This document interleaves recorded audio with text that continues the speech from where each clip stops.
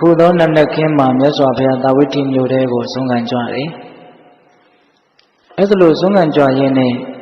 ဥဒယလို့အမည်ရှိတဲ့ပုံနာတစ်ယောက်ရဲ့အိမ်ကိုမြတ်စွာဘုရားဆွမ်းရက်တယ်အဲ့လိုမြတ်စွာဘုရားဆွမ်းရက်နေတော့အဲ့ဒီပုံနာကဘာလုပ်နေလဲဆိုတော့ဓမင်းစားနေတယ်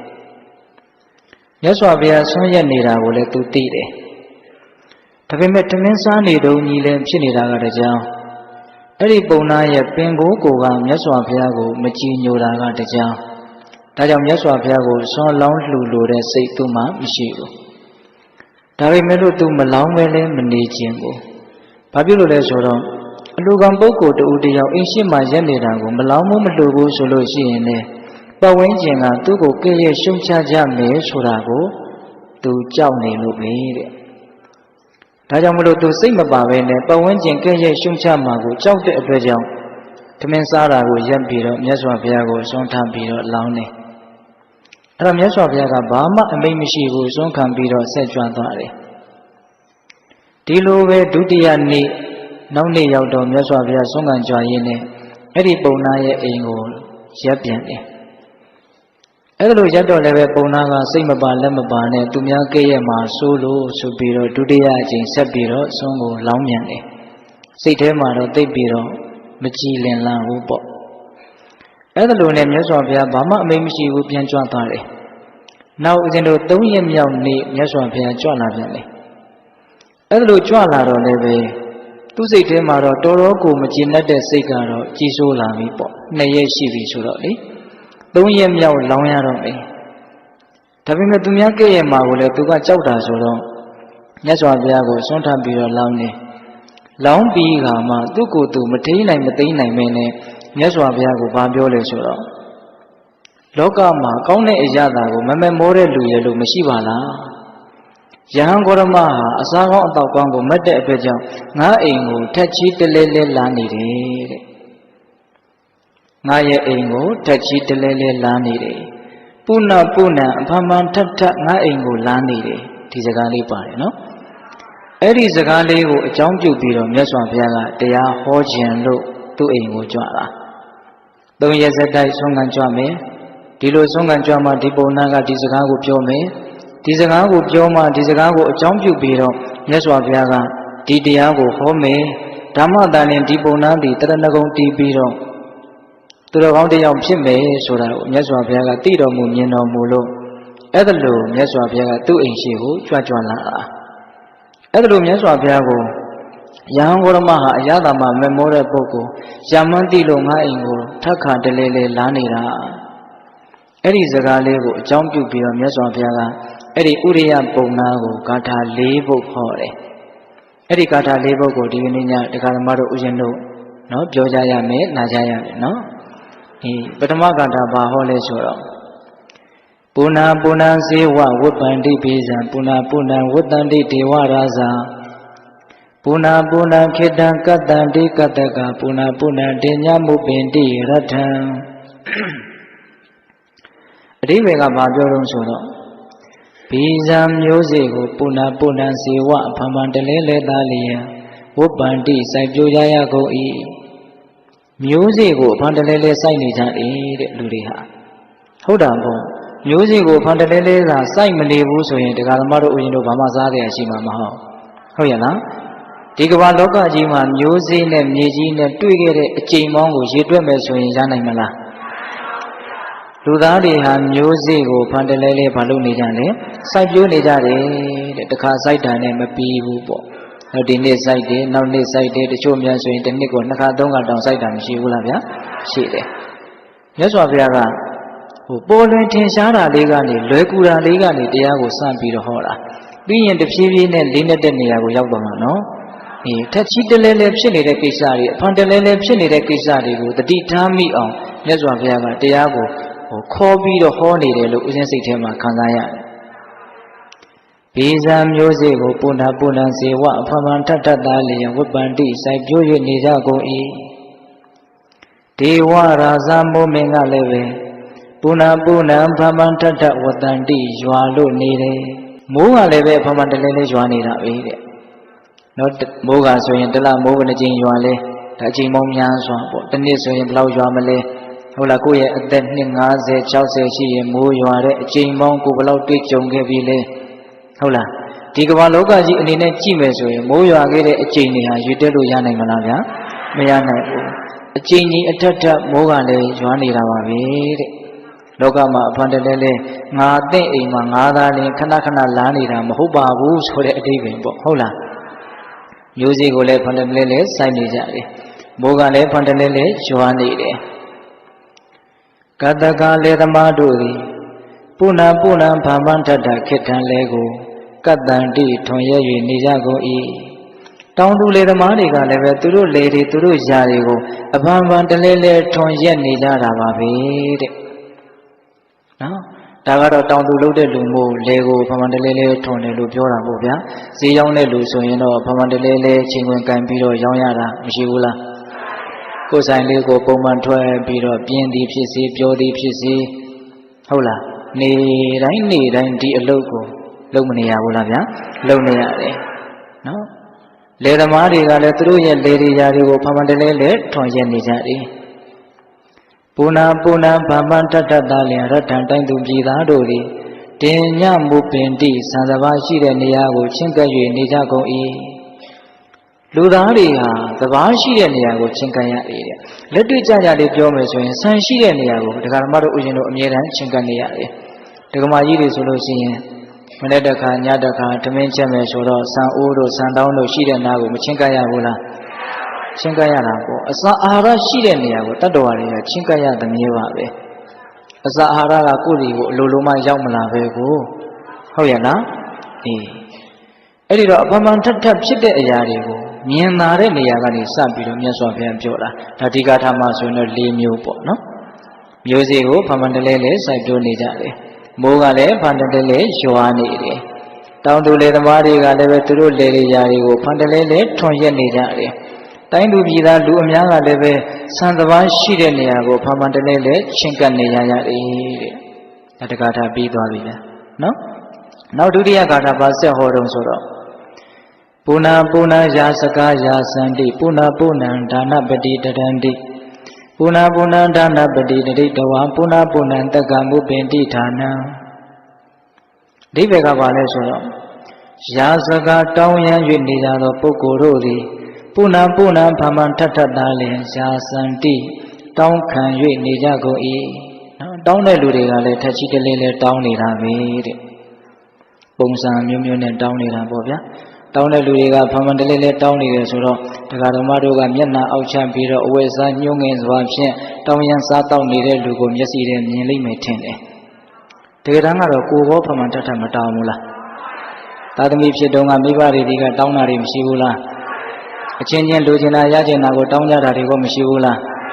အေးတောင်းတာကအမျိုးမျိုးရှိတယ်ရချင်တာကိုတောင်းတာပဲနော်အစာအသောက်ကိုတောင်းတာရှိမယ်ငွေကြေးကိုတောင်းတာရှိမယ်အခွင့်အရေးကိုတောင်းတာရှိမယ်မေတ္တာကိုတောင်းတာရှိမယ်အများကြီးပေါ့ဗျာကိုလည်းတောင်းတဲ့ဘက်မှာနေပြီးတော့တောင်းခဲ့တဲ့အချိန်ကြီးအများကြီးမရှိဘူးလားအေးဒါကြောင့်တောင်းရမ်းနေတဲ့လူတွေကလည်းပဲအဖန်ဖန်ထထတောင်းနေကြတာပါပဲတဲ့ကိုလိုချင်တာကိုတောင်းညဒါရင်လားဆိုတော့မကဒါနပတိပေကံဆွန်ကျဲမှုမှာဝါဒနာပါကြတဲ့ဒါနရှင်တွေကလည်းပုဏ္ဏဘာမထထသာလျင်တရန္တိပေးလှူ၍နေကြကုန်၏ပေးတဲ့လူတွေကလည်းပဲအဖမန်ထထပေးနေတာပဲတဲ့ဒကာဓမ္မတို့ဦးဇင်းတို့ကအဖမန်ထထမပေးဘူးလားပေးဘူးတာပေါ့ကိုစွမ်းမလောက်ကိုကြည်ပြိုတဲ့လူကိုတရားတဲ့လူကြတော့ပေးတာပဲလေဟုတ်လားအဲ့တော့ပေးတဲ့လူတွေကလည်းအဖမန်ထထပေးနေတယ်တောင်းတဲ့လူတွေကလည်းအဖမန်ထထတောင်းနေတယ်ဒါမဆမ်းပါဘူးเนาะလောကကြီးမှာအဲ့ဒီမှာဆန္ဒလေးကိုမြတ်စွာဘုရားကပြောထားတယ်။ဘာလဲဆိုတော့ဒါနပတိဒါနရှင်တို့သည်ပုဏ္ဏဘာမထထတရိတဝါပိလူပြီးတော့ပုဏ္ဏဘာမထထသာလျင်တက္ကမုပင်တိဌာနနတ်ရွာလောကသို့ကာရောက်ရကုန်၏ပြီးတဲ့လူတွေကတော့ဘာမထထပြီးပြီးတော့ဘာမထထပဲနတ်ရွာကိုရောက်ကြတယ်တဲ့တတ်တက်ပူပြီးတော့ဦးဇင်းတို့လက်တွေ့ကြကြပြောမယ်ဆိုရင်ပေးတဲ့လူတွေကလည်းပဲအဖမန်ထထပေးပြီးတော့အဖမန်ထထပဲကောင်းတဲ့နေရာကိုရောက်ကြတယ်ရကြတယ်ဟောပေးတဲ့လူတွေကိုကောင်းတဲ့နေရာရောက်တယ်လို့ပြောထားတယ်နော်တောင်းတဲ့လူတွေဘယ်ရောက်တယ်လို့တော့မပါဘူး အဲ့ဒါလေးကိုစိတ်ဝင်စားတယ်ကောင်းတယ်ပြောတာဟုတ်လားပေးတဲ့လူတွေကတော့ကောင်းတဲ့နေရာကိုရောက်တယ်တဲ့ဟိုဗမာစကားပုံတစ်ခုရှိရနော်ပေးရင်ကောင်းတယ်တောင်းရင်မုန်းတယ်တဲ့ပေးကောင်းတောင်းမုန်းတယ်အဲ့ဒါဟုတ်သလားဟုတ်တာပေါ့ဗျာနော်ပေးရင်ကောင်းတယ်တောင်းရင်တော့မုန်းတယ်ဦးဇင်းတို့ဇတ်တော်ထဲမှာလာတဲ့စကားတစ်ခုတောင်ရှိတယ်လေတောင်းတဲ့လူဟာငိုတဲ့လူပါတဲ့ဒါလေးရခြင်းနဲ့ဟိုဟာလေးရခြင်းနဲ့လို့တောင်းတာဘာလို့တာတော့ငိုတာတောင်းတယ်ဆိုတဲ့ကိုကစကို့မှာအလိုပြည့်မနေဘူးဆိုတာထင်ရှားတယ်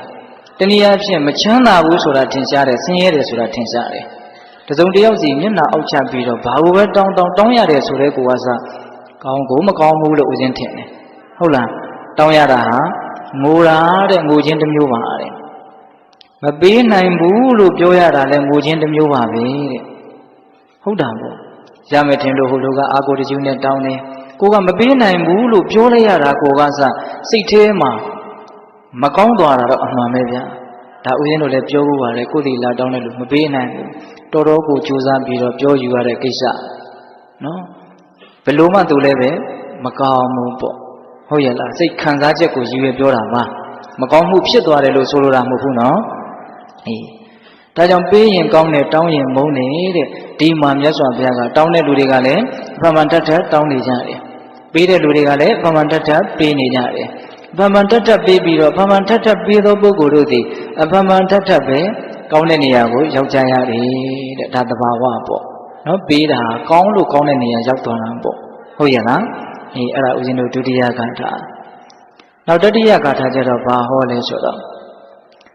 ပူနာပူနာခိရနိကာဒုဟန္တိပူရံပူနာဝိဇောဥပေတိမန္တရံ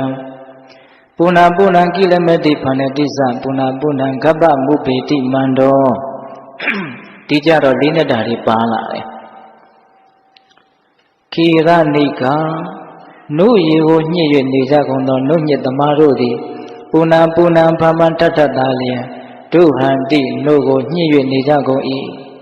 နွားတို့ညစ်တဲ့လူတွေဟာလည်းပဲနုညစ်တဲ့အလုပ်ကိုဖမန်တတလုပ်နေကြတယ်တဲ့နွားတို့ညစ်တာကမှဘာလို့ရွေးပြီးတော့မြတ်စွာဘုရားပြောနေတယ်လဲဆိုတာပြီးရင်သဘောပေါက်လာမယ်ဟုတ်လားနွားတို့ညစ်တဲ့လူတွေကလည်းနွားတို့ညစ်တဲ့အလုပ်ကိုဖမန်တလဲလေလုပ်နေကြတယ်ပူနာပူနာဖမန်တတတာလျင်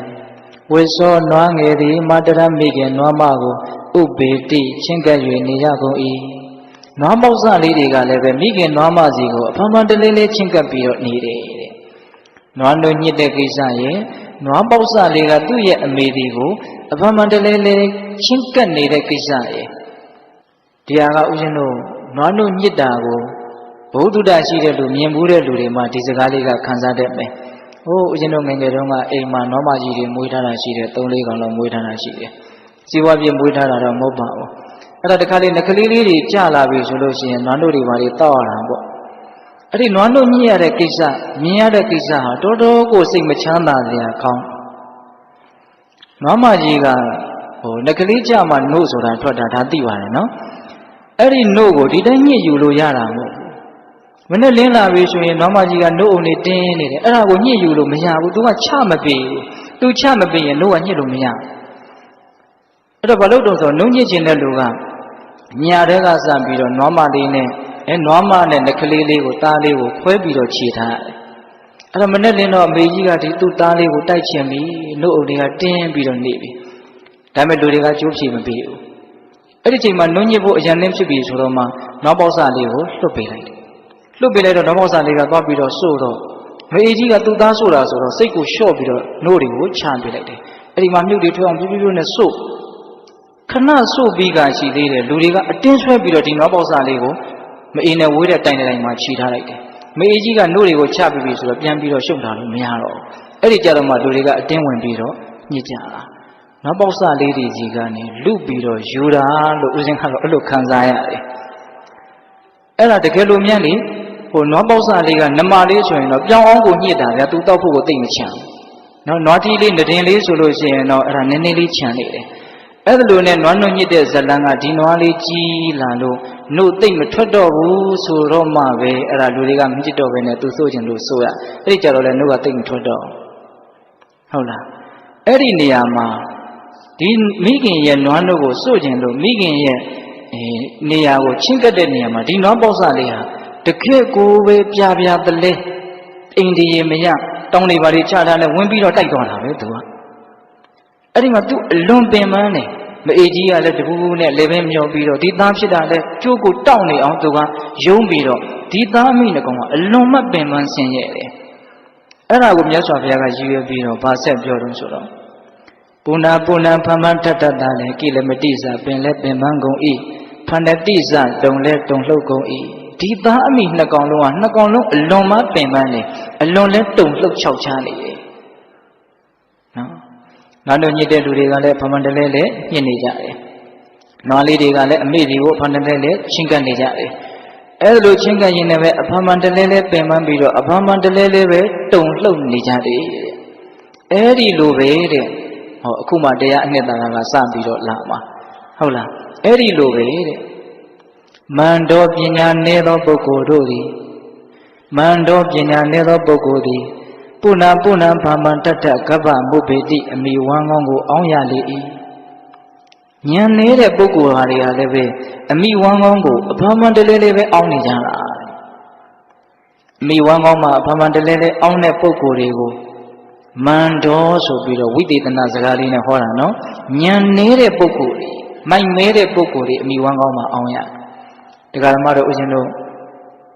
တိလိစ္ဆာမိခင်ရဲ့ဝမ်းကောင်းမှာအကျဉ်းပေါင်းများစွာမကြီးမတွက်နိုင်အောင်အောင်းခဲ့ပြီလူမိခင်ရဲ့ဝမ်းကောင်းမှာလည်းအကျဉ်းပေါင်းများစွာအောင်းခဲ့ပြီနောက်ခွေးမကြီးတွေပိုက်တဲ့နောင်မကြီးတွေပိုက်တဲ့မနေခဲ့ဘူးလားနေခဲ့ဘူးတာပေါ့အကျဉ်းပေါင်းမကြီးမတွက်နိုင်အောင်နေခဲ့ဘူးလေ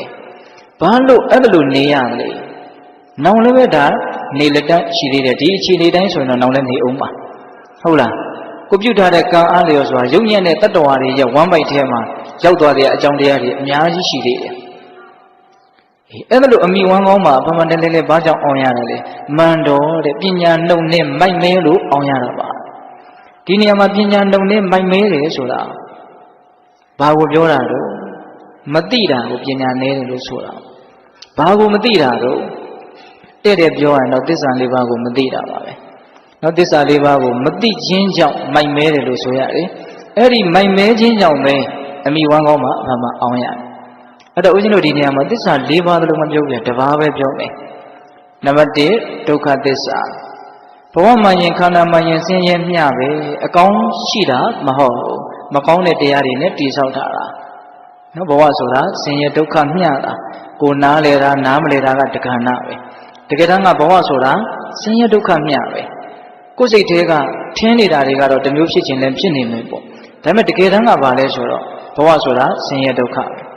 အဲ့ဒီဆင်းရဲဒုက္ခကိုမသိခြင်းသည်အဲ့ဒါပညာနှုံနဲ့မိုက်မဲခြင်းပဲအဲ့ဒါလို့ဆင်းရဲတယ်လို့မသိတဲ့အခါကျတော့ဘာဖြစ်မလို့လိုချင်တယ်ရချင်တယ်ဖြစ်ချင်တယ်မျက်နှိုးတယ်ဆိုတဲ့သဘောတွေကဖြစ်လာတာနော်တရားဓမ္မတို့ဦးဇင်းတို့ရဲ့တန်တမှာတဏှာဆိုတဲ့လောဘဟာအကြောင်းပဲဖြစ်တာမဟုတ်ဆင်းရဲဒုက္ခဆိုတာကိုမသိတဲ့အတွက်ကြောင့်တဏှာဆိုတာဖြစ်တာအကယ်၍သာမကောင်းဘူးဆိုတာကိုတကယ်သိမယ်ဆိုရင်ဒီမကောင်းတာကြီးကိုဘယ်သူလိုချင်မလဲစဉ်းစားရင်တော့အလွန်ရှင်းတယ်လို့ထင်တယ်နော်တရားဓမ္မတို့ဦးဇင်းတို့တခုခုကိုလိုချင်တယ်ဆိုရင်အဲ့ဒါကိုကောင်းတယ်ထင်လို့အဲ့ဒါနဲ့ကိုယ်နဲ့တွေ့လိုက်ရရင်ကောင်းသွားမယ်လို့ထင်လို့ဟုတ်လားအဲ့ဒီကောင်းမယ်လို့ထင်တာကိုအခြေခံပြီးတော့မှလိုချင်တယ်ဆိုတာဖြစ်ရတာအဲ့ဒီကောင်းတယ်လို့ထင်ခြင်းဒီမယ်လေအဲ့ဒါမှားယွင်းခြင်းပဲမိုက်မဲခြင်းပဲမသိခြင်းပဲမကောင်းတဲ့တရားကြီးကိုကောင်းတယ်လို့ထင်တာဟာမှားယွင်းခြင်းပေါ့ဟုတ်ရဲ့လားအဲ့ဒါလို့ကောင်းတယ်လို့ထင်မိလို့သာလေလိုချင်တယ်ရချင်တယ်ဖြစ်ချင်တယ်ဆိုတာတွေနောက်ကနေလိုက်လာအဲ့ဒီလိုချင်တယ်ရချင်တယ်ဖြစ်ချင်တယ်ဆိုတဲ့တဏှာလောဘဒီပင်လျင်တဏှာပေါ်နောဘဝိကဘဝတစ်ကိုတဖန်ဖြစ်စေတဲ့တကက်တရားခံလက်တယ်ဆိုတာပိဋကပေါင်းသူတော်ကောင်းတို့အလုံးနားလေကြပြီလားဟုတ်လားရုပ်သောလောကမြတ်သောလောမြတ်သောဘဝရုပ်သောဘဝဘယ်ဘဝမျိုးမဆိုတဏှာမရှိရင်မရနိုင်ဘူးတဏှာရှိရင်ရမယ်အဲ့ဒီတဏှာဘာကြောင့်ဖြစ်တာလို့ကောင်းတယ်လို့ထင်လို့တဏှာဖြစ်တာဒါကြောင့်မန္တောပညာနှုံနဲ့မိုက်မဲသောပုဂ္ဂိုလ်တွေပုဏ္ဏပုဏ္ဏဖမန်တတ္တဂဗ္ဗမုပေတိအမိဝမ်းကောင်းကိုအောင်းရတယ်ဆိုတာဒုက္ခသစ္စာကိုတကယ်မသိကြလို့လိုချင်မမောမိလို့ကိုလိုချင်တာကြီးကိုရတဲ့သဘောပါပဲဟုတ်တယ်မဟုတ်လား ကိုလိုချင်တာကတော့ဘဝကောင်းတွေကိုလိုချင်မှာပေါ့သို့တော်လည်းပဲကိုပြုတ်ထားတဲ့ကံကဘဝကောင်းကိုပေးဖို့အခွင့်မသာဘူးဆိုရင်ဘဝဆိုးပဲရမှာပေါ့ဟုတ်ရဲ့လားဒါကြောင့်ပိဋကပေါင်းသူတော်ကောင်းတို့ဉာဏ်ပညာနှုံနဲ့မိုက်မဲကြတဲ့ပုဂ္ဂိုလ်တွေဟာအမိဝမ်းကောင်းမှာဖောင်းဖောင်းအောင်းရတယ်ဆိုတာဘာဆိုတာကိုအကြံမြင်တော့နားလေရမယ်ဟုတ်လားဒါကြောင့်အမိဝမ်းကောင်းကိုမအောင်းမြင်ဘူးဆိုလို့ရှိရင်သိဖို့လိုတယ်မြင်ဖို့လိုတယ်ဘာကိုသိရမှာလဲဘာကိုမြင်ရမှာလဲဘဝသည်ဒုက္ခပဲဆိုတာကိုသိရမယ်မြင်ရမယ်အဲ့တော့ဒီနေရာမှာဘဝဆိုတာဘာလဲအကြံမြင်လေးစကားဆက်လာလို့ဟုတ်လားဘဝဆိုတဲ့ပါဠိစကားဟာအကြံမြင်အဖြစ်ဖြစ်ချင်းလို့အဓိပ္ပာယ်ရတယ်ဘဝဆိုတာအကြံမြင်အဖြစ်ဖြစ်ချင်းတဲ့ဘာတွေဖြစ်တာလဲဒကာဓမ္မတို့ဦးဇင်းတို့တန်တမှာဘာတွေဖြစ်နေတော့မြင်တာတွေဖြစ်နေတယ်ကြားတာတွေဖြစ်နေတယ်နားတာတွေစားတာတွေထိတာတွေတွေးတာတွေအကြံမြင်အဖြစ်6မျိုးလောက်ဖြစ်နေတယ်ပေါ့အဲ့ဒီဖြစ်နေတဲ့အရာတွေဟာအခုပဲဖြစ်လာတယ်အခုပဲမရှိတော့နောက်ထပ်အကြောင်းတွေကရှိနေတော့ဖြစ်ပြန်တယ်မရှိတော့ဖြစ်ပြန်တယ်မရှိတော့သူကအဲ့ဒါလို့အမြဲတမ်းမလုပ်နေတော့အိန္ဒိမယဖြစ်ချင်းပြက်ချင်းဖြင့်အမြဲတမ်းလှုပ်လက်ခတ်နေတဲ့သဘောပေါ့ဟုတ်လားဟိုကောင်းလို့လည်းပဲသူ့ကိုထိန်းထားလို့မရဘူးမကောင်းလို့လည်းထိန်းထားလို့မရဘူးသူကဖြစ်ပေါ်လာတယ်ကြောက်ွယ်သွားတယ်နောက်ထပ်ဖြစ်เสียအကြောင်းရှိတော့ဖြစ်ပေါ်လာပြန်တယ်ကြောက်ွယ်သွားပြန်တယ်ဘာတွေတော့မြင်ချင်းကြားချင်းနားချင်းစားချင်းထိချင်းတွေးချင်းအကြံမြင်ဉာဏ်ထဲမှာငုံမိရမယ်နော်အဲ့ဒီအရာတွေဟာဖြစ်เสียအကြောင်းရှိသည့်အားလျော်စွာဖြစ်ပေါ်လာကြတယ်ပြီးရင်မဖြစ်သွားတော့ကြောက်ွယ်သွားကြတယ်ကိုထိန်းထားလို့မရဘူးမပြောင်းအောင်လုပ်လို့လည်းမရဘူးဖြစ်เสียအကြောင်းရှိရင်မဖြစ်အောင်လုပ်လို့လည်းမရဘူးဖြစ်เสียရှိရင်ဖြစ်တယ်ပြီးရင်ပြီးသွားတယ်အဲ့ဒါကြောင့်မလို့အဲ့ဒီတရားတွေကိုမကောင်းဘူးလို့ပြောတာနော်ဘဝဟာမကောင်းဘူးဆိုတာအဲ့ဒီဖြစ်ပြီးတဲ့နောက်မပြတ်အောင်ဘလို့မှထိမ့်မရလို့ဘဝကိုမကောင်းဘူးလို့ပြောတာအကြံဉာဏ်အဖြစ်ဘဝဟာမကောင်းဘူးဆိုတာကအခါရခက်တဲ့ဒုက္ခဝေဒနာလောက်ကိုရည်ရွယ်ပြီးတော့ပြောတာမဟုတ်စိတ်တိုင်းမကြတဲ့ဒေါမနတဝေဒနာလောက်ကိုရည်ရွယ်ပြီးတော့ပြောတာမဟုတ်ဘူးဘာတွေပဲဖြစ်ဘာတွေပဲတရားဓမ္မတို့ဦးဇင်းတို့တန်ခါမှာပေါ်လာဘာဖြစ်သွားတာတော့ပြီးဆုံးသွားရတာကြီးပဲပျောက်ကွယ်သွားရတာကြီးပဲအဲ့ဒီပြီးဆုံးသွားခြင်းပျောက်ကွယ်သွားခြင်းဖြစ်လာလေအဆုံးသတ်သွားတဲ့အတွက်ကြောင့်ဖြစ်လာတဲ့သဘာဝတရားမှန်သမျှတို့ဒီဘာမှမကောင်းဘူးလို့ပြောတာဒါကြောင့်ပိဋကပေါင်းသူတော်ကောင်းတို့ဒုက္ခကိုသဘောပေါက်ခြင်းနဲ့ဆိုရင်အနိစ္စကိုအရင်သဘောပေါက်ဖို့လိုမယ်လို့ထင်တယ်ဟုတ်လားမမြဲဘူးဆိုတာကိုသဘောပေါက်ဖို့လိုမယ်နော်အဲ့ဒီမမြဲဘူးဆိုတာကိုသဘောပေါက်ခြင်းနဲ့ဆိုလို့ရှိရင်ဘယ်နည်းနဲ့ကြိုးစားရမလဲနီးတော့မှန်ဖို့လဲလိုတယ်ကောင်းဖို့လဲလိုတယ်နော်မမြဲဘူးဆိုတာကိုတကယ်ဉာဏ်နဲ့သဘောပေါက်ခြင်းနဲ့ဆိုရင်တတိပဋ္ဌာန်ဒေသနာနည်းဟာအပြည့်စုံဆုံးနဲ့စိတ်ချရဆုံးနည်းပဲမြတ်စွာဘုရားအခြေတုံးဟောထားတာပါတတိပဋ္ဌာန်ဒေသနာတော့ခန္ဓာမှာဖြစ်လာတဲ့သဘာဝတရားတွေကိုဖြစ်နေတဲ့အတိုင်းအပိုးအလိုမရှိနှုတ်ပယ်ချက်တွေမပါဘဲနဲ့ဖြစ်ဆွဲချက်တွေမပါဘဲနဲ့တတိဝရိယဉာဏ်ပညာကြီးနဲ့ဖြစ်နေတဲ့သဘောတရားတွေကိုဖြစ်နေတဲ့အတိုင်းတိနေအောင်ကြိုးစားတာဟာတတိပဋ္ဌာန်တရားကိုကြိုးစားအထုတ်တယ်လို့မဆိုနိုင်ဘူးလားဗျာဒါအနှစ်ချုပ်ပြောတာနော်ရုပ်ပိုင်းဆိုင်ရာတွေကိုသိမယ်ဆိုရင်တော့ဒါကာယ ानु ပဒနာတတိပဋ္ဌာန်ဖြစ်မယ်ပေါ့ခံစားချက်တွေကိုဖြစ်တိုင်းသိအောင်ကြိုးစားမယ်ဆိုရင်တော့ဝေဒနာ ानु ပဒနာတတိပဋ္ဌာန်ဖြစ်မယ်ပေါ့နော်အတွေ့တွေစိတ်ရဲ့အဆင့်တွေဒါတွေကိုစိတ်တွေကိုသိအောင်ကြိုးစားမယ်ဆိုရင်စိတ်ဓာ ानु ပဒနာတတိပဋ္ဌာန်နော်သဘောတရားတွေကိုသိမြင်အောင်အနုစိတ်အသေးစိတ်သိအောင်ကြိုးစားမယ်ဆိုရင်တော့ဓမ္မ ानु ပဒနာတတိပဋ္ဌာန်ပေါ့အနှစ်ချုပ်ရင်တော့ကိုယ်အကြောင်းကိုသိအောင်ကြိုးစားတာကိုယ်ခန္ဓာမှာဖြစ်နေတဲ့သဘာဝတရားတွေရဲ့သဘောတဘာဝကိုသိမြင်အောင်ကြိုးစားတာကိုယ်ခန္ဓာမှာဖြစ်နေတဲ့သဘောတဘာဝတွေရဲ့အမှန်လက္ခဏာဟာဘာလဲကိုယ်ခန္ဓာမှာဖြစ်နေတဲ့တရားတွေရဲ့သဘောတဘာဝဟာဘာလဲဖြစ်ပေါ်လာတယ်ချုပ်ပြောင်းသွားတယ်ဒါသူတို့ရဲ့သဘောတဘာဝလက္ခဏာပဲလက္ခဏာဆိုတာသိနိုင်ကြောင်းအမှတ်အသားရုပ်လို့နာမ်လို့သိနိုင်ကြောင်းအမှတ်အသားလက္ခဏာနော်ဗာလဲအနိစ္စလက္ခဏာဒုက္ခလက္ခဏာအနတ္တလက္ခဏာလက္ခဏာရေး၃ပါးဟုတ်တယ်နော်ဒါကြောင့်ပိဋကပေါင်းသူတော်ကောင်းတို့ဒီယုတ်တည်နံတွေကိုသာဖြစ်တိုင်းတတိဝရိယဉာဏ်ပညာဥရှိပြီးတော့မျက်ခြေမပြတ်တတ်နိုင်တဲ့မြတ်အသေးစိတ်သိအောင်သာကြိုးစားနေမယ်ဆိုရင်ဒီသဘာဝတရားတွေရဲ့မူရင်းသဘောလက္ခဏာသူတို့ရဲ့အရှိသဘောတွေကိုမသိနိုင်ဘူးလားသိနိုင်တယ်သူတို့ရဲ့အမှန်သဘာဝကဘာလဲမမြဲခြင်းသဘောသာဖြစ်တယ်တဆင့်သိလာရင်ဆင်းရဲခြင်းသဘောသာဖြစ်တယ်လို့သိလာလိမ့်မယ်ဖြစ်အောင်လည်းငါလုပ်လို့မရဘူးပြည့်အောင်လည်းငါလုပ်လို့မရဘူးမဖြစ်အောင်လည်းငါလုပ်လို့မရဘူးမပြည့်အောင်လည်းငါလုပ်လို့မရဘူး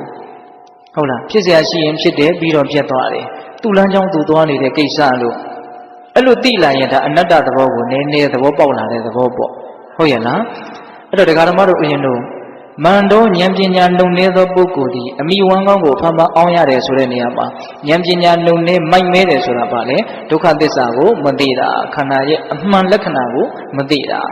မသိရင်တော့လူချင်းမမောမှုဖြစ်ပြီးတော့အဲ့ဒီလူချင်းမမောမှုကြောင့်ပဲအမိဝမ်းကောင်းကိုအောင်ရလိမ့်မယ်ဒါကြောင့်သိအောင်လုပ်ဖို့မလိုဘူးလားလို့လေဘာကိုသိရမှာလဲဒုက္ခသစ္စာကိုသိအောင်လုပ်ရမယ်အဲဒုက္ခသစ္စာကိုသိကျင်တယ်ဒုက္ခသိကျင်တယ်ဆိုရင်အနိစ္စကိုအရင်သိအောင်လုပ်ရမယ်အနိစ္စကိုသိကျင်တယ်ဆိုရင်လည်းဘယ်နည်းနဲ့လုပ်ရမလဲတတိပဋ္ဌာန်ဒေသနာမှာလာတဲ့နည်းများနဲ့ကြိုးစားရမယ်အတူဆုံးပြောရရင်တော့ကိုယ်ခန္ဓာမှာဖြစ်เสียအကြောင်းအားလို့ဆိုတာဖြစ်ပေါ်လာတဲ့သဘာဝတရားတွေကိုဖြစ်တိုင်းတိနေအောင်ကြိုးစားရမယ်ဟုတ်ရဲ့လားအေးအဲ့ဒါလို့ကြိုးစားလို့ကိုက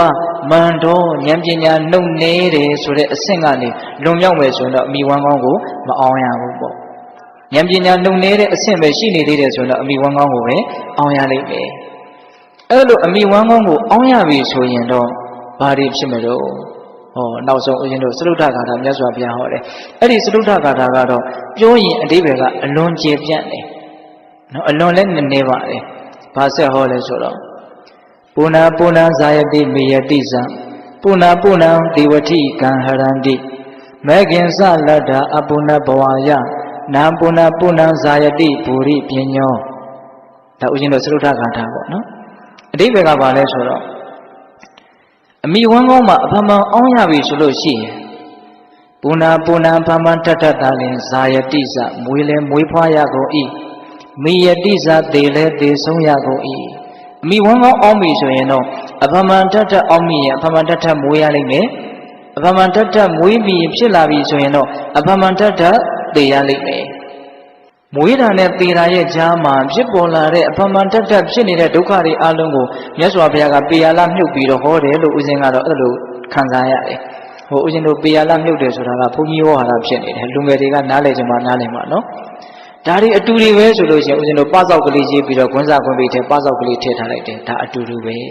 နော်အကျယ်ကြီးပြောမနေတော့ဘူးပေါ့ဟုတ်လားအဲ့တော့အဖမှန်တတ်မွေးဖွားရတယ်ဆိုရင်အဖမှန်တတ်သေဆုံးရလိမ့်မယ်အဲ့ဒီမွေးတာနဲ့သေတာရဲ့ကြားမှာဖြစ်ပေါ်နေအောင်မေ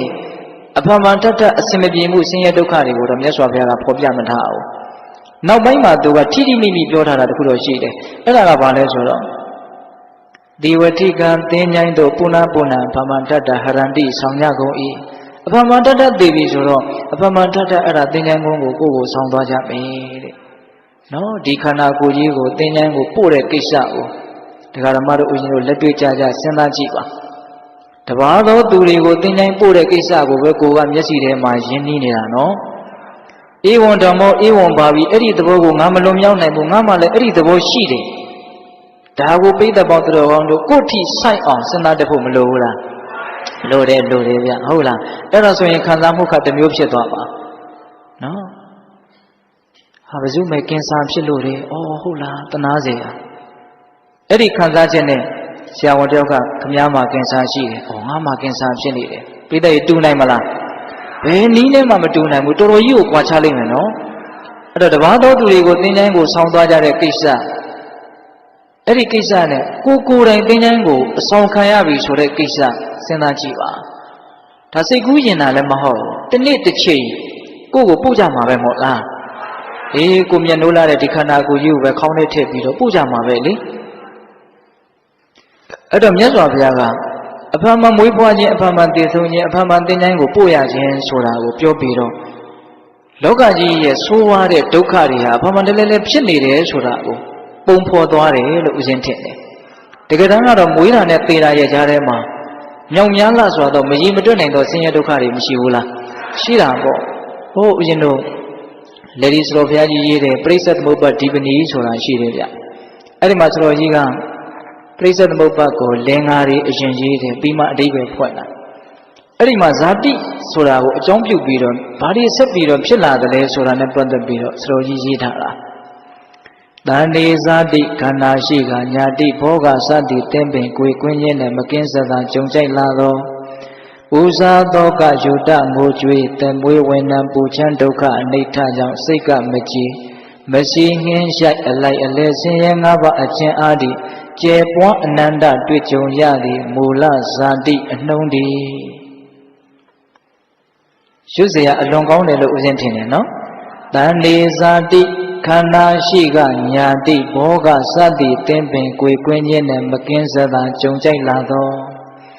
Louis Lupchilavi, that's why Lupchilavi showing. Kumia Nuria, the sheet the Merin, the changing giant, no? Koya Mave, Koya Mave, Koya Mave, Koya Mave. Through a go, Quajin Cometumo, Kuva Drugo, Quajin Quadome. Edo Mackenzie Ari and Nene, Koelavi, Kualavi, showing. Dani Zadi, Kana Shiga, Nyati, Boga, Sadi, Tempin, Queen, Nyati, so that's when you boya, Boga, so that you see Usaribo. Nyadi Boga Sadi Tempin Quinjin and Mackenzie Jonjay Lado Pusa Doka Juda Mujui, the Mui went down. Era the Karamaro Ujino, Muyarari, Puyarari, Tayarari, Nyayim Shula, Dari Makabure, the Mui went down. No?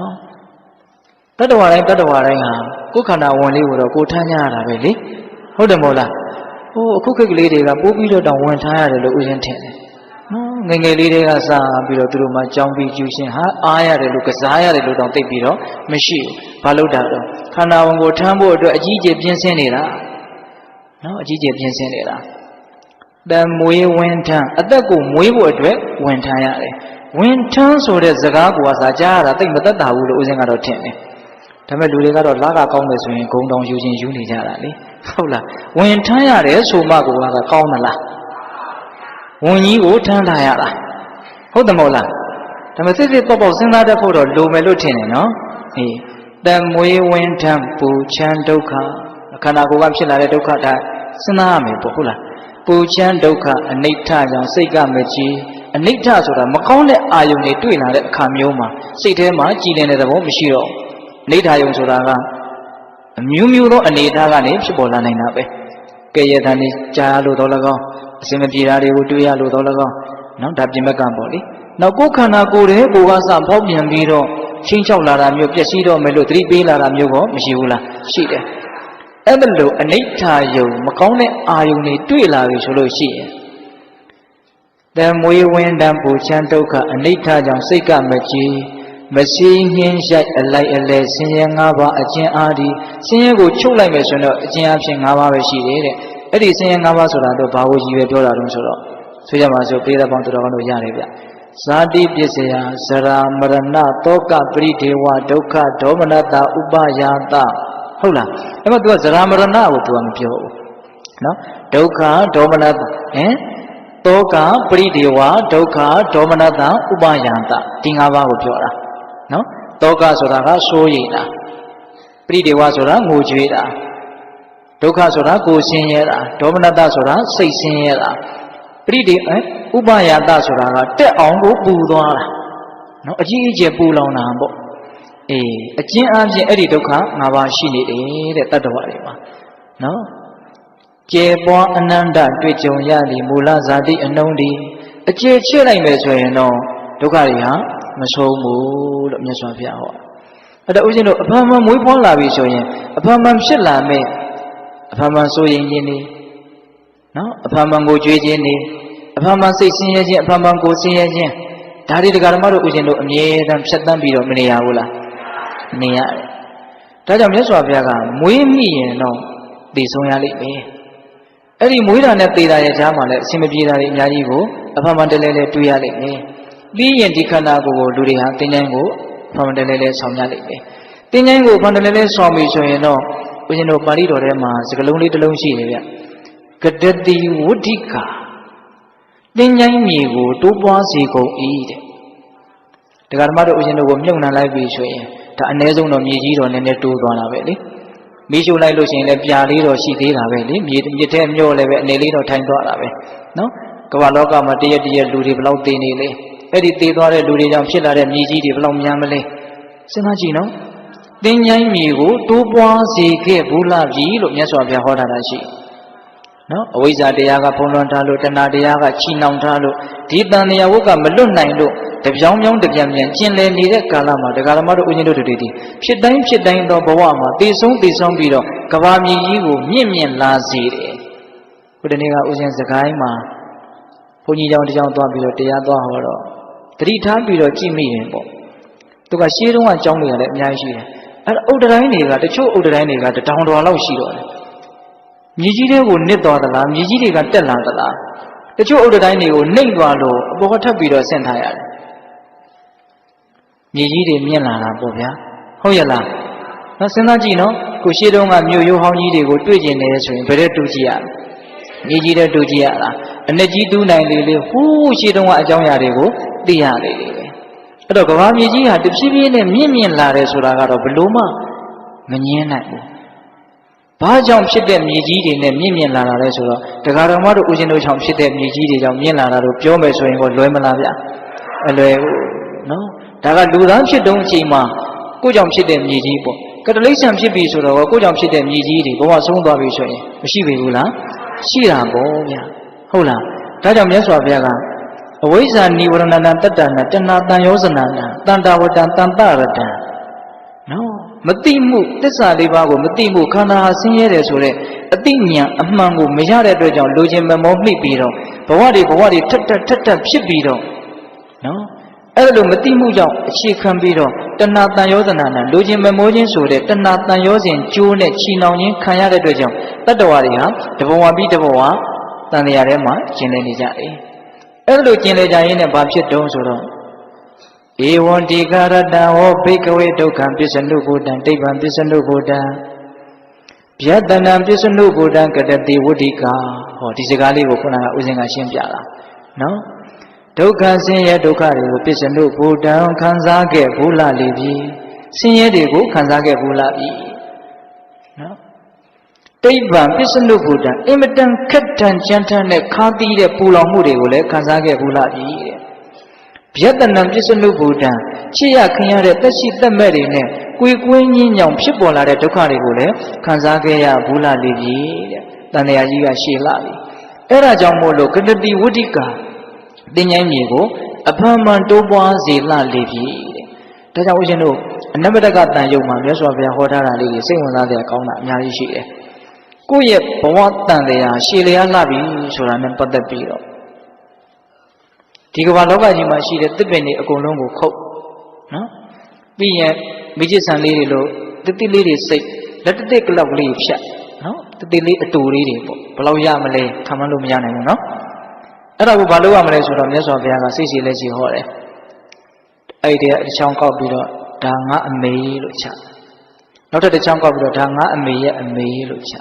နောက်တစ်ချောင်းကောက်ပြီးတော့ဒါငါအမေရဲ့အမေရဲ့အမေအဲ့တိုင်းချသွားအဲ့ဒီအချောင်းလေးတွေကကုံသွားမယ်အမေမဆုံးဘူးတဲ့နော်တခါကြီးဒီမှာကြီးများအဲ့တော့မြတ်စွာဘုရားပုံပေါ်အောင်ဟောတာတွေအများကြီးရှိတယ်ဒီကဘာမြေကြီးကိုဇီးတိလောက်အစီကလေးတွေလှုပ်အခါအားလျော်စွာဟောတာပေါ့လေဒါတခါတည်းဆက်ဟောတာတော့မဟုတ်ပါဘူးနော်ဇီးတိလောက်အစီလေးတွေလှုပ်ပြီးတော့ဒါကငါအဖေဒီအစီလေးကငါအဖေရဲ့အဖေချသွားအမေမဆုံးဘူးအဖေမဆုံးဘူးညီကိုမောင်နှမမဆုံးဘူးဟုတ်လားဒါကြောင့်အဲ့ဒါလောက်ရှည်လျားခဲ့လာပြီဒီကကဘာတစ်ခုအတွင်းမှာနော်ဒါကြောင့်မြတ်စွာဘုရားကကိုယ်ဒီတိရစ္ဆာန်ပဲဖြစ်ဖြစ်လူပဲဖြစ်ခဲ့တဲ့ဘဝတွေမှာလေပင်ကိုအဖြတ်ခံရလို့လေချောင်းကနေစီးကြရိုးကြတဲ့သွေးကိုစုထားလို့ရမယ်ဆိုလို့ရှိရင်သမုဒ္ဒရာ၄ချက်မှာရှိတဲ့ရေထက်များမယ်လို့မြတ်စွာဘုရားဟောခေါင်းပြက်သွေးတရားဓမ္မတို့ဦးဇင်းတို့ရဲ့ဘဝတန်တရားတစ်လျှောက်မချိမဆန့်အသက်ခံရလို့ခေါင်းပြက်ပြီးတော့ရိုးကြတဲ့သွေးသမုဒ္ဒရာ၄ချက်နဲ့များမယ်တဲ့နော်နောက်ပြီးတော့စိတ်တိုင်းမကြလို့ကိုငိုကြွေးတဲ့အခါမှာအရင်ဆုံးထွက်တဲ့မျက်ရည်နောက်တွေကိုဖယ်တာနောက်ထွက်တဲ့မျက်ရည်ကြည်လေးဆိုတာရှိတယ်တဲ့အဲ့ဒီမျက်ရည်ကြည်လေးကိုစုထားလို့ရမယ်ဆိုရင်သူလည်းပဲသမုဒ္ဒရာ၄စင်းတွေကရေထက်များမယ်တဲ့ခေါင်းပြက်သွေးတဲ့မျက်ရည်ကြည်တဲ့ပြီးတော့ကိုဆို့ခဲ့တဲ့မိခင်ရဲ့နှုတ်ရည်ဒိဋ္ဌံဖြစ်တော့လည်းဒိဋ္ဌံအမေရဲ့နှုတ်ပေါ့နော်လူဖြစ်တော့လည်းလူအမေရဲ့နှုတ်ပေါ့ကိုဆိုးခဲ့တဲ့နှုတ်ရည်တွေကိုစုထားလို့ရမယ်ဆိုရင်သူလည်းသမုဒ္ဒရာ၄စင်းကရေထက်များမယ်လို့မြတ်စွာဘုရားဟောထားတာရှိတယ်အဲ့တော့တရားဓမ္မတို့ဦးဇင်းတို့တွေဟာရှည်လျားလာဆိုသောကာလပတ်လုံးအဖန်တလဲလဲဘာလို့ခဲ့ကြတာတုံးလို့မေးရင်အတူချုပ်ပြောရင်တော့အဖန်တလဲလဲဖြစ်ပြီးတော့အဖန်တလဲလဲသိခဲ့တယ်အဖန်တလဲလဲသင်္ချိုင်းကိုအပို့ခံခဲ့ရတယ် ဒါပဲအဖြစ်ထွက်လာတယ်ကြားတဲ့ကတွေကတော့ပြောစရာများလုံးလို့အတူတွေမို့မပြောတော့ဘူးဟုတ်လားနော်အဲ့တော့အဖမှန်တလဲလဲဖြစ်တဲ့ကိစ္စတွေကိုညီးငွတ်တက်ဖို့မြတ်စွာဘုရားကရည်ရွယ်ပြီးတော့ဟောတယ်လို့ဥစဉ်ထင်တယ်ဒါကြောင့်တရားဓမ္မတို့ဘဝတွေအဖန်တလဲလဲဖြစ်ခဲ့တယ်ဆိုတာလဲစဉ်းစားတတ်ဖို့လိုတယ်ကောင်းတဲ့ဘဝတွေလည်းပါမယ်မကောင်းတဲ့ဘဝတွေလည်းပါမယ်ဟုတ်လားဒါနောက်အဲ့ဒီကိုမသိနိုင်တဲ့ကိစ္စတွေကိုတိုင်ထားလိုက်အောင်ဒီဘဝကိုသိနိုင်တဲ့အချိန်မှာကိုအဖမှန်တလဲလဲဖြစ်တဲ့ကိစ္စတွေကိုစဉ်းစားကြည့်နော်အဖမှန်တလဲလဲဖြစ်တာကိုစဉ်းစားမိရင်စိတ်ထဲမှာတန်ဝေကဉာဏ်ရကောင်းမယ်လို့ဥစဉ်ထင်တယ်မနဲ့လင်းလာပြီဩနိုးထားရပြန်ပြီငါဒီဘဝမှာဘယ်နှကြိမ်နိုးထားပြီးပြီလဲနော်အိမ်သာသွားရပြီအကြိမ်ကြိမ်ထပ်နော်မျက်နှာသေးရပြန်ပြီဟုတ်လားသွားတက်ရပြန်ပြီအစာအာဟာရစားရပြန်ပြီသမင်းဘယ်နှကြိမ်စားလဲရေဘယ်နှကြိမ်တောက်ခဲ့ပြီအတူတွေကိုထပ်ပြီးတော့နေတိုင်းလုပ်နေတာမရှိဘူးလားရှိတယ်တော့သွားပြီလာပြီဆိုရင်ဒီပုံစံပဲသွားခဲ့လာခဲ့တာပဲပြီးသွားပြန်တာပဲဆက်သွားပြန်တာပဲပြီးသွားပြန်တာပဲဖမှန်တလဲလဲပေါ့ဟုတ်လားဒီစကားတွေပဲမယိုးနိုင်မနဲ့ဆက်ပြီးတော့ဖမှန်တလဲလဲပြောနေတာတွေကမရှိဘူးလားရှိတာပေါ့အဖမှန်တလဲလဲပဲဒါတွေပဲထက်ကြားနေရတာကမရှိဘူးလားရှိတယ်နော်စာတောင်လေးဖတ်လိုက်တော့လဲဖမှန်တလဲလဲဒါတွေရှိတယ်ဟုတ်လားဘာမှသိပြီးတော့ထူးတယ်လို့တကယ်တမ်းကမရှိဘူးဒါကိုမြင်တတ်ဖို့လိုမယ်လို့ဥစဉ်ထင်တယ်ဟုတ်လားဒါအဖမှန်တလဲလဲဖြစ်နေတဲ့ကိစ္စတွေဘာမှထူးတာမဟုတ်ထူးတယ်လို့ထင်တာကတာမန်အမြင်ပေါ့တကယ်တမ်းနဲ့နေကတော့မထူးဘူးဆိုတာကိုရောက်သွားတယ်အဲ့ဒါကိုတရားဓမ္မတို့ဦးဇင်းတို့လက်ခံလားမသိဘူးเนาะစဉ်းစားကြည့်နော်ဦးဇင်းပြောမယ်လောကကြီးမှာထူးတာတွေမတူတာတွေကိုမြင်တဲ့ယုံမျှနဲ့ဉာဏ်ကြီးတယ်လို့မဆိုနိုင်ဘူးမတူတာကိုမြင်တဲ့ယုံမျှနဲ့ဉာဏ်ကြီးတယ်လို့မဆိုနိုင်ဘူးတူတာတွေကိုမြင်တတ်ဖို့လိုတယ်မထူးတာတွေကိုမြင်တတ်ဖို့လိုတယ်ခုဆိုကြပါစို့တရားဓမ္မတို့ဦးဇင်းတို့အခုဒီနားမှာထိုင်နေတဲ့လူတွေတယောက်မှတယောက်နဲ့မတူဘူးဘဝကံအကျိုးပေးခြင်းလည်းမတူဘူးရုပ်ရည်ခြင်းလည်းမတူဘူးပညာတတ်တာခြင်းလည်းမတူဘူးဘာမှမတူဘူးဘာဆိုဘာမှမတူဘူးဒါရှင်းတယ်နော်မတူဘူးဆိုတာကတော့လူတွေကပြောစရာမလိုဘူးလို့ထင်တယ်မြင်လိုက်တာနဲ့အဆင့်ကတော့လျှောက်တတ်မှတ်ပြီးသားလေသူကဘာငါကဘာမတူဘူးပေါ့ဟုတ်လားဒါပေမဲ့ဒီမတူပါဘူးဆိုတဲ့လူတွေထဲမှာတူးနေတာတွေအများကြီးရှိဘူးလားတကယ်တမ်းကတူးနေတာတွေကပိုလို့တောင်များသေးတယ်ကိုကြည့်တဲ့မြင်တတ်မယ်ဆိုလို့ရှိရင်မများဘူးလားများတယ်အတူတူမွေးဖွားလာတယ်တဖြည်းဖြည်းနဲ့ရင်ရော်လာတယ်အိုမင်းလိုက်ဆွေးမြေ့လာမယ်ပြီးရင်ပျက်စီးရမယ်ဒီကြားထဲမှာဘာတွေပဲဖြစ်လာလားအလုံးဟာပြီးဆုံးသွားတာမတူဘူးလားဗျာတူတာပေါ့ဗျာဟုတ်ရဲ့လားတူတဲ့အချက်တွေအများကြီးမရှိဘူးလားသူ့မှာဖြစ်နေတာလဲရုပ်သဘောနာမ်သဘောတွေကိုယ်မှာဖြစ်နေတာလဲရုပ်သဘောနာမ်သဘောတွေနော်တူတာတွေအများကြီးဖြစ်ဘူးလားရှိတယ်အဲ့တော့ဒကာဓမ္မတို့ဦးဇင်းတို့တွေအဲ့ဒီတူတာတွေမထူးတာတွေကိုမြင်တတ်ဖို့လိုတယ်လို့ရပြန်ပြီပြောရပြန်ပြီတွေးရပြန်ပြီစားရပြန်ပြီတောက်ရပြန်ပြီမပြီးနိုင်ပါလားမစိုးနိုင်ပါလားဒါတွေကိုမြင်ပြီးတော့တဝေကဉာဏ်ရင့်တန်အောင်ကြိုးစားဖို့မလိုဘူးလားလိုတယ်မြတ်စွာဘုရားကတော့အတူချုပ်လေးပဲပြောသွားတာပေါ့ဗျာအဖမှန်ဖြစ်ရတယ်အဖမှန်သိရတယ်အဖမှန်သိဉာဏ်ကိုအပိုးခံရတယ်ဟုတ်ရဲ့လားဒါကြောင့်တရားဓမ္မတို့ဦးဇင်းတို့တွေအဖမှန်အတ္တဒီအတူတွေကိုပဲတနည်းအားဖြင့်ဒီမထူးတာတွေကိုပဲနေတိုင်းအချိန်တိုင်းဖြစ်အောင်လှုပ်နေတာမရှိဘူးလားဖြစ်နေတာကမရှိဘူးလားနော်ဒီအသက်ရှူတဲ့ကိစ္စစဉ်းစားကြည့်နော်စကားပြောတဲ့ကိစ္စမျက်တောင်လေးတွေခတ်တဲ့ကိစ္စဒါလေးတွေဒီပုံစံလေးတွေကြီးဒါလှုပ်နေတာအသေးစိတ်ဥစဉ်ကတော့မြင်သိချင်တာပဲဟုတ်ရဲ့လားနောက်ဆုံးတရားဓမ္မတို့ဝိပဿနာတရားကိုတကယ်ရင့်ကျက်အောင်ကြိုးစားအထောက်ပြီးဆိုရင်ဟောပူတဲ့သဘောတွေဖြစ်လာပြန်ပြီနောက်တစ်ခါပူတဲ့သဘောဖြစ်ပြန်ပြီဟောအေးတဲ့သဘောဆိုလဲအေးတဲ့သဘောဖြစ်ပြန်ပြီဒီရုပ်တဘာဝတွေဟာထက်ချီတလဲလဲဖြစ်ပြီးတော့မနေဘူးလားနေထက်ချီတလဲလဲဖြစ်ပြီးတော့ထက်ချီတလဲလဲကုံပြောက်သွားကြတာပဲဟုတ်တယ်မဟုတ်လားအဲ့လိုပဲခံစားချက်ဝေဒနာတွေချမ်းသာတရားလို့ထင်လို့ချမ်းသာပြန်ပြီစိတ်ထဲမှာပျော်သွားပြန်ပြီအဆင်းရဲပြန်ပြီဘာထူးလဲတော့ဆင်းရဲတာတွေလည်းဖြစ်ခဲ့ပေါင်းများလာပြီချမ်းသာတာတွေလည်းဖြစ်ခဲ့ပေါင်းများလာပြီချမ်းသာတာဆင်းရဲတာအပေါ်ရမတူပေမဲ့လို့ချမ်းသာတာပဲဖြစ်ဆင်းရဲတာပဲဖြစ်ပြီးဆုံးသွားတာချင်းကြတော့တူသွားပြန်ရောပြီးရတာကြီးပဲနော်အဲ့ဒါလို့ကိုယ်ခန္ဓာမှာဒါမျိုးတွေကြီးဖြစ်နေတယ်ဘာမှမထူးပါဘူးဆိုတဲ့အမြင်ကိုရင့်ကျက်အောင်ပွားများတဲ့တယ်လို့ဦးဇင်းထင်တယ်ဆိုကြပါစို့တရားဓမ္မတို့ဦးဇင်းတို့ဘာတွေဖြစ်နေတော့နေတဲ့တို့ကမျိုးစုံမြင်ရတယ်မျိုးစုံကြားရတယ် မျိုးစုံနံရတယ်အမျိုးစုံစားရတယ်အမျိုးစုံထိရတယ်အမျိုးစုံတွေးရတယ်ဒါပဲမနေ့တုန်းကလည်းဒါမျိုးတွေပဲဒီနေ့လည်းဒါမျိုးပဲမနေ့ပြန်ကြရင်လည်းဒါတွေပဲနော်အရင်ဘဝတုန်းကလည်းဒါမျိုးဖြစ်ပြီးတော့ဒီလိုကုန်ပြီးတော့ဒီလိုပြီးခဲ့တာခုဒီဘဝလည်းဒီလိုပဲမြင်ရကြားရနားရစားရနဲ့သဘောကျတရားတွေ့တော့သဘောကျကြလောဘတွေဖြစ်ကြနော်သဘောမကျတရားတွေ့တော့ဒေါသတွေဖြစ်ကြလူဘဝကြီးမှာဘလို့နေပြီးတော့အချိန်ကုန်သွားတာလဲဆိုရင်အတူတုံးပြောရရင်တော့တရားဓမ္မတို့ဦးဇင်းတို့ရဲ့အချိန်ကုန်တဲ့ပုံစံပုံနည်းကလေမလိုဒေါသလိုလောဘနဲ့ဘဝရိပ်မြုံကာကြိုးစုံခဲ့ဆိုအဲ့ဒီနေ့တိုင်းကုန်တာဒါအတူဆုံးအထီဆုံးဦးဇင်းစိတ်ထဲမှာအကြိုက်ဆုံးပဲနော်သူကိုမလိုရင်ပါတော့ဒေါသဘလောက်ကောင်းတဲ့တရားဖြစ်ကိုမလိုဘူးဆိုရင်ဒေါသဖြစ်တာဗျကိုမလိုဘူးဆိုရင်ကောင်းတယ်ကိုမထင်တော့တာနော်ကိုပေါ်ငိုတုံးကဘလောက်ပဲကောင်းခဲ့ကိုစိတ်ထဲမှာမလိုနေတဲ့အချိန်ဆိုတော့ဒေါသမုန်းနေတာနော်မလိုဒေါသလိုလောဘနဲ့ကောင်းမကောင်းကိုလိုချင်ရင်တော့အဲ့ဒါလောဘဖြစ်တော့တာပဲနော်မကောင်းလေပဲကိုလိုချင်နေရင်ကောင်းတယ်လို့ထင်နေတာကိုဟုတ်ရလားဒါကြောင့်မလိုဒေါသလိုလောဘနဲ့ဘဝရိပ်မြုံကာကြိုးစုံရဲ့ကာကြိုးကတော့အတော်ကိုစုံတယ်လို့ထင်တယ်နော်ဘဝဇက်ခုံပေါ်မှာကာကြိုးကတော့အတော်ကိုစုံတယ်လို့ထင်တယ်နော်တခါကြီးဒီမိုင်းများနော်ပြုံးပြီးတော့တေးဥဆောင်တဲ့ကာကြိုးမဲ့ပြီးတော့တေးဥဆောင်တဲ့ကာကြိုးမရှိဘူးလား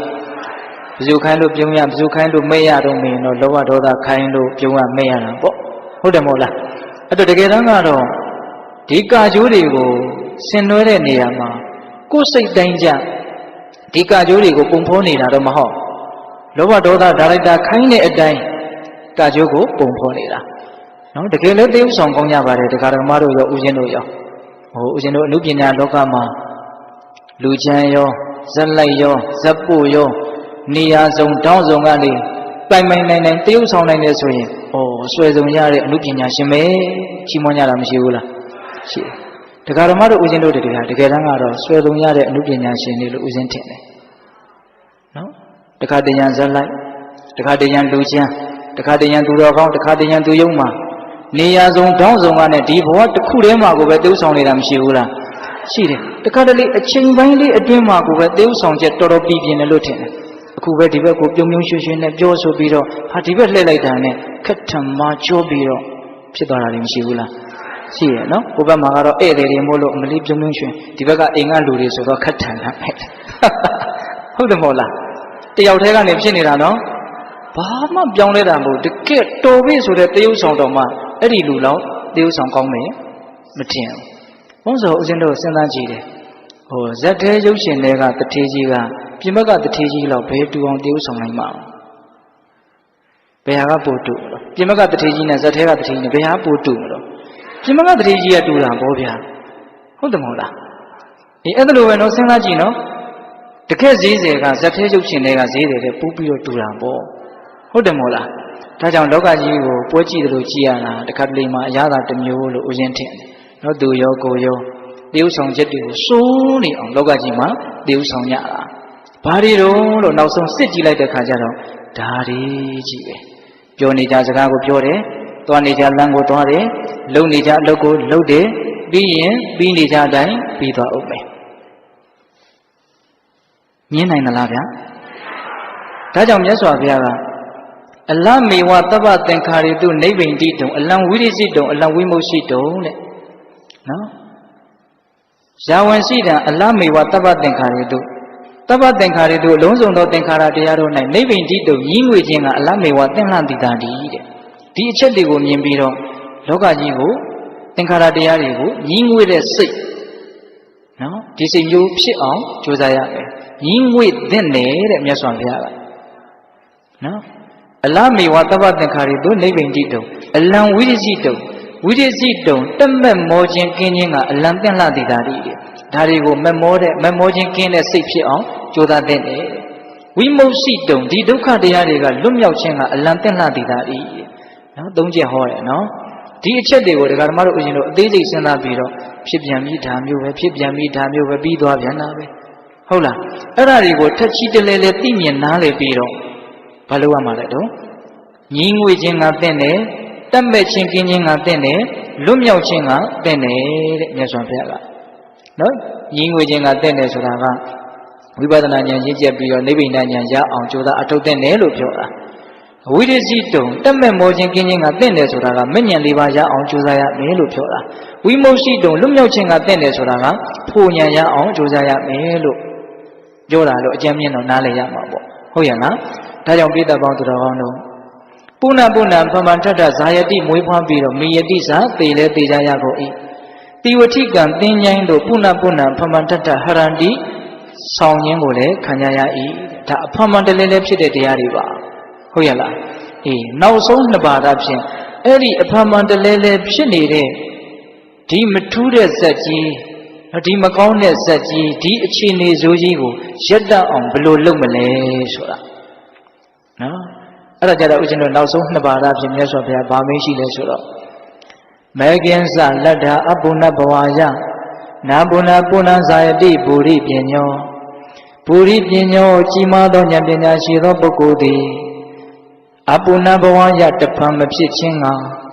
မေကင်းစမက်ကိုလည်းလတ္တာရ၍ပုဏ္ဏပုဏ္ဏဖမန္တတနာဇာယတိမဖြစ်ရတော့လေကုန်ဟောဉာဏ်ပညာကြီးတဲ့ပုဂ္ဂိုလ်ဟာတဖန်မဖြစ်ခြင်းအလို့ငါအဲ့ဒီအဖမန်တလဲလဲဖြစ်နေတဲ့မထူးတဲ့ဇက်ကြီးရက်သွားစေဖို့ရန်အလို့ငါမက်ကင်စလတ္တာတဲ့နော်မက်ကိုရအောင်ကြိုးစားရမယ်မက်ကဆိုတာလမ်းပေါ့နော်အကြံဉာဏ်ဖြင့်နော်မက်ကင်၈ပါးပိဿတို့သိပါလေနော်အဲ့ဒီမက်ကင်၈ပါးကိုပွားများကြိုးစားအထုတ်မယ်ဆိုလို့ရှိရင်အဲ့ဒါအပုဏ္ဏဘဝရပဲတဖန်မဖြစ်ခြင်းရဲ့လမ်းကြောင်းပဲဟုတ်ရဲ့လားအဲ့ဒီအပုဏ္ဏဘဝရတဖန်မဖြစ်ဖို့ဆိုတဲ့ရည်ရွယ်ချက်ဖြင့်မဂ္ဂင်၈ပါးကိုပွားများမယ်ဆိုလို့ရှိရင်ပုဏ္ဏပုဏ္ဏဖမန္တတနာဇာယတိမဖြစ်ရတော့ဘူးအဖမန္တတမဖြစ်ရဘူးဆိုရင်ဖမန္တတစိုးရင်စရာလည်းမလိုဘူးငိုကြွေးစရာလည်းမလိုဘူးဆင်းရဲစရာလည်းမလိုဘူးပူလောင်စရာလည်းမလိုဘူးခဏကအကျိတ်အနယ်တရားဓမ္မတို့ဦးဇင်းတို့စဉ်းစားရမှာကအဖမန္တတဖြစ်နေတာကြီးကိုတကယ်မကြိုက်သလားကြိုက်သလားဆိုတာခက်တာကဒကာမတို့ဦးဇင်းတို့ကကြိုက်နေသေးပဲเนาะဒီအဖမန်တတဖြစ်နေတာကြီးကိုမရက်ချင်သေးဘူးပေါ့ဘာဖြစ်လို့အဖမန်တတဖြစ်နေတာကြီးကိုမရက်ချင်သေးတာလဲကြိုက်နေရသေးတာလဲဆိုတကယ်သိအောင်မလုပ်လို့เนาะဒီအဖမန်တလဲလဲဖြစ်နေတာကိုသာတကယ်သာသိအောင်လုပ်ပါเนาะဖြစ်ပြန်ပြီဖြစ်တိုင်းသာသိအောင်ကြိုးစားကြည့်ပါဒါဟာမကောင်းဘူးညင်းငွေစရာဆိုတဲ့ဥစ္စာဟာသူ့စိတ်ထဲမှာဉာဏ်တွေဟာရင့်မလာပြီဘူးလားရင့်လာတယ်ဟိုပြောယုံမြလောက်နဲ့နားထောင်ယုံမြလောက်နဲ့အဖမန်တတဖြစ်နေတဲ့ဒီဇလန်းစိုးကြီးကိုရက်ချင်တဲ့စိတ်ကဖြစ်လာမှာမဟုတ်ဟုတ်ရလားအေးရက်ချင်စိတ်တကယ်ပေါက်ချင်တယ်ဆိုရင်အဖမန်တတဖြစ်နေတဲ့ဒီမကောင်းတဲ့တရားတွေကိုပဲအဖမန်တတကြည့်ဖို့လိုတယ်ကိုကအဖမန်တတဖြစ်တာပဲကိုကရှိတယ်ဒါကိုအဖမန်တတသိအောင်ကြိုးစားတဲ့အပိုင်းကြတော့မရှိဘူးတဲ့ပြောရတော့ဒကာဓမ္မတို့အရှင်တို့ကဘဝမှာမကောင်းတာတွေကိုသာလည်းအဖမန်တတဖြစ်အောင်လုပ်နေကြတာမကောင်းတာဆိုတာကတိတ်ပြီးတော့ရုပ်ရုပ်မာမာတွေကိုဦးဇင်းတို့ရည်ရွယ်ပြောတာမဟုတ်ဘူးနော်ဆိုကြပါစို့ဖြစ်နေတဲ့သဘောတရားတွေကိုမသိရင်ဒါလောဘသို့မဟုတ်ဒေါသတွေကတော့သေးတာနဲ့ကြီးတာပဲကွာမယ်ဖြစ်ပြီးတော့မနေဘူးလားအေးအဲ့ဒါကိုကရက်တက်အောင်မကြိုးစားဘူးဆိုရင်မကောင်းတာကိုအားထုတ်နေတယ်လို့မဆိုနိုင်ဘူးလားကောင်းတာဖြစ်အောင်အားမထုတ်ရင်စိတ်ရဲ့သဘာဝကတော့မကောင်းတာတွေကတော့ဖြစ်မှာပဲဗျကောင်းတာဖြစ်အောင်အဖမန်တတအာမထုတ်ချင်းသည်ပင်လည်းမကောင်းတာတွေကိုအဖမန်တတဖြစ်အောင်အထုတ်နေတယ်လို့မဆိုနိုင်ဘူးလားဆိုနိုင်တယ်ဟုတ်ရဲ့လားဒါကြောင့်အဖမန်တတကမဲခင်၈ပါးကိုသာအဖမန်တတဖြစ်အောင်ကြိုးစားကြရမှာဒီနည်းအားဖြင့်အဖမန်တတဖြစ်နေတဲ့ဒီမကောင်းတဲ့အရာတွေကိုအဖမန်တတဖြစ်နေတယ်ဆိုတာကိုပဲအဖမန်တတသိအောင်ကြိုးစားကြရမှာ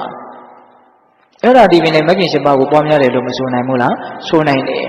အဲ့ဒါလိုမဂ္ဂင်၈ပါးကိုသာဖမန်တတဖြစ်အောင်ကြိုးစားမယ်ဆိုလို့ရှိရင်အဲ့ဒါအပုဏ္ဏဘဝရတဖန်မဖြစ်ခြင်းရဲ့လမ်းကြောင်းပါတဲ့ဟုတ်ရဲ့လားအဲ့တော့ဦးဇင်းတို့မဂ္ဂင်၈ပါးထဲမှာကနော်၈ပါးလုံးဦးဇင်းတို့ပြောဖို့အချိန်မရှိပါဘူးဟုတ်လားတမ္မာဒိဋ္ဌိကတော့ဒါခေါင်းဆောင်မဂ္ဂင်အဓိကမဂ္ဂင်ပေါ့အဓိကကြတဲ့မဂ္ဂင်ဒီတမ္မာဒိဋ္ဌိမဂ္ဂင်ဖြစ်ရင်ကျန်တဲ့မဂ္ဂင်တွေအကုန်လုံးဖြစ်တယ်တမ္မာဒိဋ္ဌိမဂ္ဂင်မဖြစ်ရင်ကျန်တဲ့မဂ္ဂင်တွေအကုန်လုံးမဖြစ်ဘူးအဲ့တော့တမ္မာဒိဋ္ဌိမဂ္ဂင်ဆိုတာကလည်းဘာလဲယခုနကဦးဇင်းတို့ထက်ချီတလဲလဲပြောခဲ့တယ်မမြဲတာကိုမမြဲဘူးဖြစ်ပေါ်လာပြီးတဲ့နောက်ချုပ်ပြောက်သွားကြတယ်ဆိုတဲ့အချက်ကိုမြင်ချင်းသိမယ်နဲ့သိချင်းသိမယ်နဲ့အဲ့ဒါတမ္မာဒိဋ္ဌိအမှန်မြင်ကိုရဟုတ်ရလားလောကကြီးကမမြဲတာကလည်းအမှန်ပဲလေအဲ့ဒီအမှန်ကိုအမှန်တိုင်းမြင်ရင် ဒါအမှန်မြင်ပေါ့ပါဠိလိုပြောတော့တမ္မာဒိဋ္ဌိပေါ့အဲ့ဒီမမြင်တာကိုမမြင်ဘူးလို့မြင်တိုင်း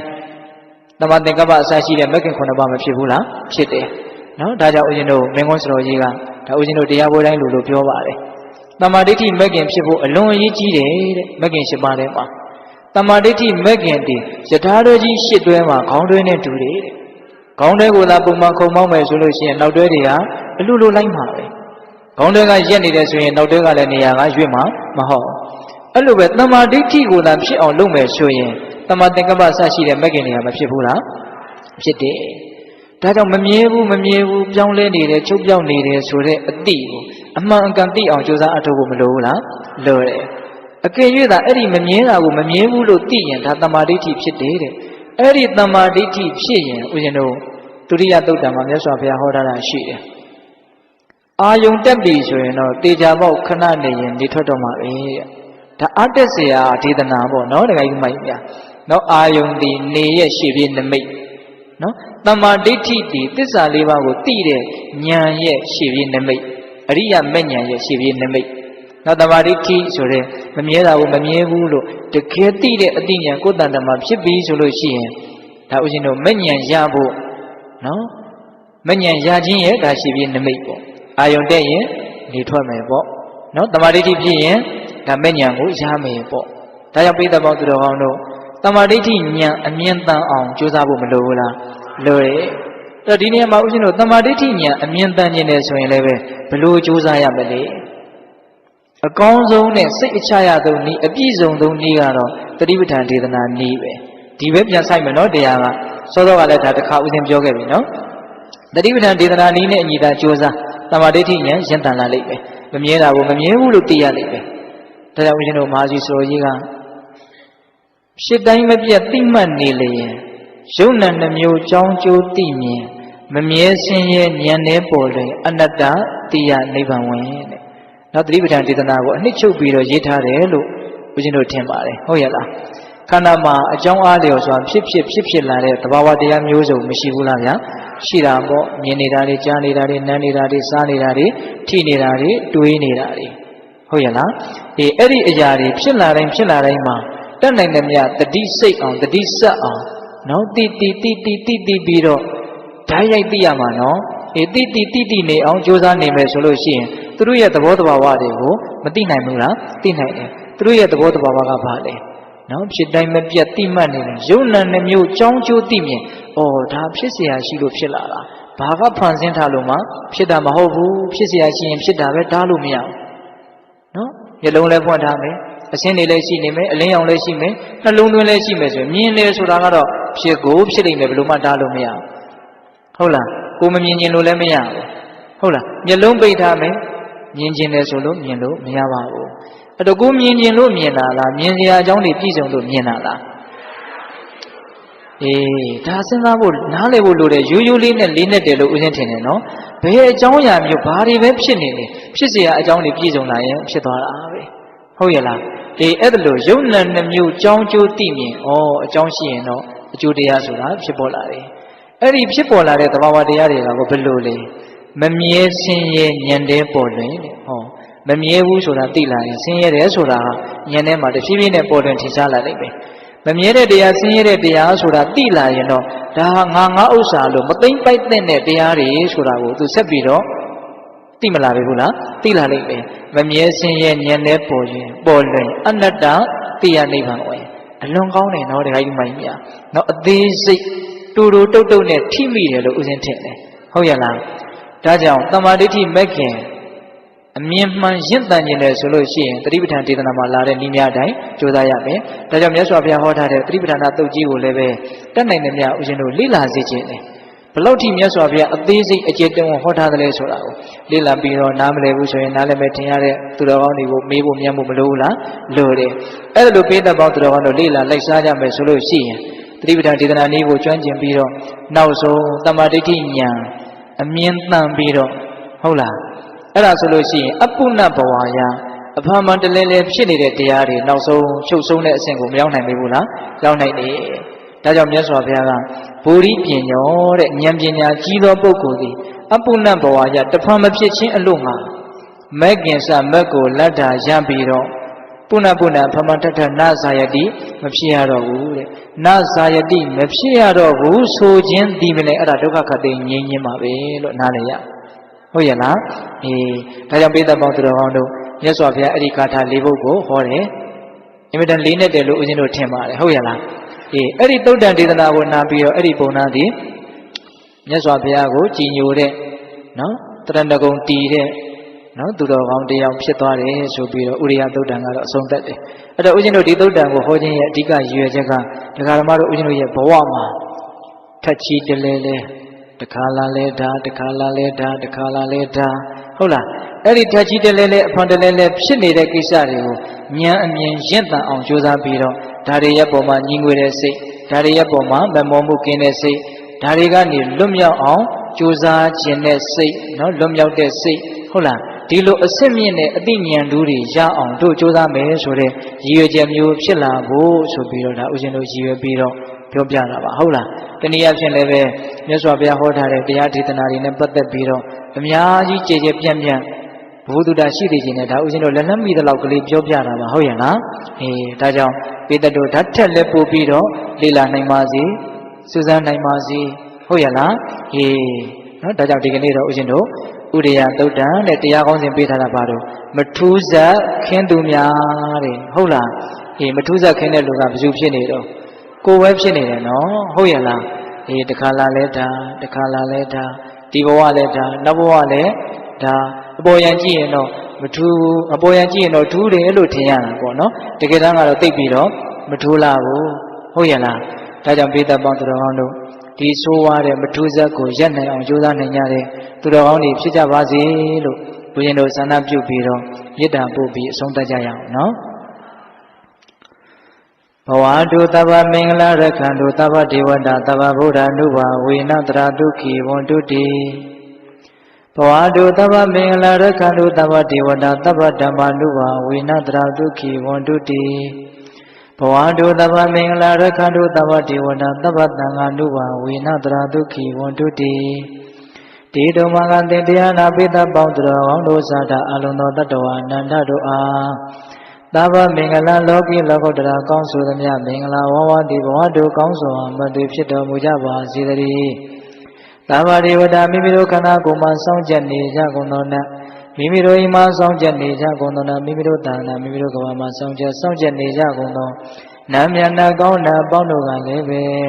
ရက္ခဏတို့ကောင်းစွာမသွေစောင့်ရှောက်တော်မူနိုင်ကြပါစေတည်းသဗ္ဗဗုဒ္ဓ ानु ဘာဝေနကင်းငါဝါလူသေးစုမငါပွင့်တော်မူကြတယ်ဆိုသောဒါပါဖျဲခြင်းကိုတော်မြတ်တို့ရဲ့တကူတည်သောအနုဘောတော်တို့ကြောင့်၎င်းသဗ္ဗဓမ္မ ानु ဘာဝေနမေလီရန်ပူရိရနိဗ္ဗာန်ပရိတိယဆိုသောစေတံသောတရားတော်မြတ်တို့ရဲ့တကူတည်သောအနုဘောတော်တို့ကြောင့်၎င်းသဗ္ဗသံဃာ ानु ဘာဝေနမဂ္ဂထံလေးရောက်ဖလက်တံလေးရောက်ဆိုသောရှေယောတော်ရိယတန်ခါရှင်မြတ်တို့နှင့်တကွာတေလဂုံသမာတိကိုပညာကိုတို့နှင့်ပြည့်စုံတော်မူကြတဲ့သမုဒိတံကအရှင်ကောင်းရှင်မြတ်ပေါင်းတို့ရဲ့တကုတေသောအနုဘောတော်တို့ကြောင့်၎င်းတရားနေရောညပါဘေခမဆိုင်ချင်းရှိတိုင်းချင်းရှိတိုင်းဒုက္ခိကိုစိတ်နှပြချမ်းမှာချမ်းသာခြင်းရှိကြကုန်သည်ဘဝတို့ကောင်းစွာမသွေဖြစ်တော်မူကြပါစေတည်း